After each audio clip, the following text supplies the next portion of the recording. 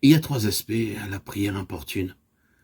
Mais comprenons-nous pourquoi l'importunité est demandée, nécessaire, justifiée?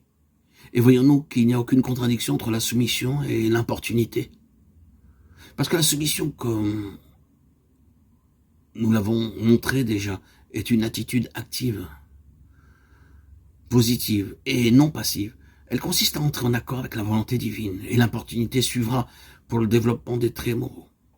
Les trois aspects de la prière importune sont premièrement l'aspect moral, et le facteur moral a deux aspects qui lui sont propres.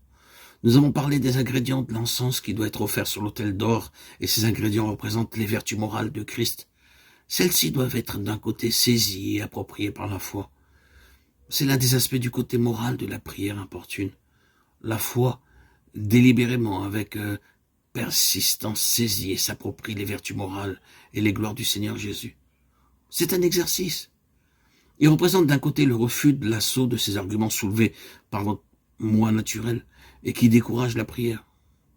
Lorsque nous entrons en la présence de notre Seigneur, nous devons certainement le faire dans le sens de notre propre indignité, de notre néant, de notre faiblesse.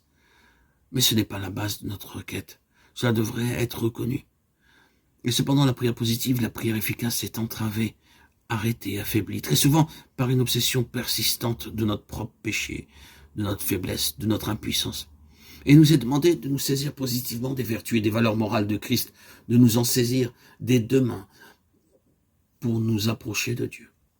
L'ennemi nous assaillera de conviction de péché, de condamnation et d'accusation à la présence de Dieu.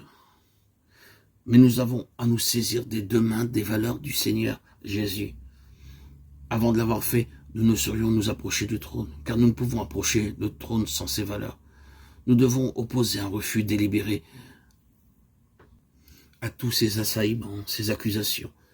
Nous connaissons certains croyants dont la vie de prière est devenue une chose lointaine, presque impossible, car dès qu'ils se retirent pour la prière, ils éprouvent un tel assaut d'introspection, d'analyse personnelle et de conscience d'eux-mêmes, de tout ce qui est mal en eux, qu'ils ne peuvent jamais arriver à une attitude positive. Il est donc nécessaire d'un côté d'avoir l'exercice de la foi, la persistance de la foi pour nous approprier ces ingrédients, ces valeurs et ces vertus du Seigneur Jésus, pour entrer en la présence de Dieu. Et ensuite, l'autre aspect du facteur moral, ces valeurs et ces vertus doivent être formées dans notre propre âme par le Saint-Esprit. Le Seigneur Jésus, en la présence de Dieu, nous représente comme l'homme selon le cœur de Dieu.